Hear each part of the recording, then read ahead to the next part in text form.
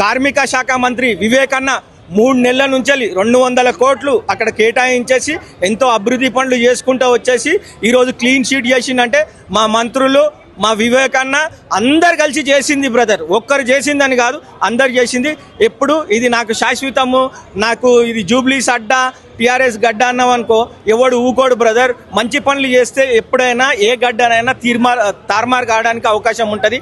కాంగ్రెస్ పార్టీకి నిజమైన గెలుపు ఇచ్చిండ్రు, నిజమైన తీర్పు ఇచ్చిర్రు. ఎందుకనంటే నువ్వు ఎన్నిసార్లు దొంగ దొంగ దొంగ దొంగ గుమ్మడికాయల దొంగ దొంగ అని భుజాలు జరుచుకుంటే ఎన్ని రోజులకైనా చూస్తూనే ఉంటారు, ఎవరు ప్రజల్ని గమనిస్తారు. మనం ప్రజలు ఎవడెవడు చూస్తలేడు అని చెప్పేసి అలాంటిది అనుకుంటే అది ఆయన చెడు గుణము. అది కేటీఆర్ ఈ రోజుకు కేటీఆర్ది అయిపోయింది, ఇంకేం లేదు కేటీఆర్ది. చాలా చాలా ఇప్పుడు మన జూబ్లీస్ ఇప్పుడు కాదు బ్రదర్, రేపు వచ్చే గ్రేటర్ హైదరాబాద్ ఎలక్షన్స్లో కూడా మేము ఇప్పుడు చెప్తున్నాం, బీజేపీ అండ్ బీఆర్ఎస్ టీఆర్ఎస్ వీళ్ళు అంతా ఒకటి. ఈ మెజార్టీ కూడా ఆయనతో ఆ సునీత గారికి ఆ మెజార్టీ వచ్చిందంటే కూడా స్వచ్ఛందంగా ఆ బీజేపీ నాయకులు ఏం చెప్పారంటే బీఆర్ఎస్ కోటేయమని చెప్పి బీజేపీ నాయకులు చెప్పారు. ఆ కిషన్ రెడ్డికి కొంచెమన్నా సిగ్గుండాలి.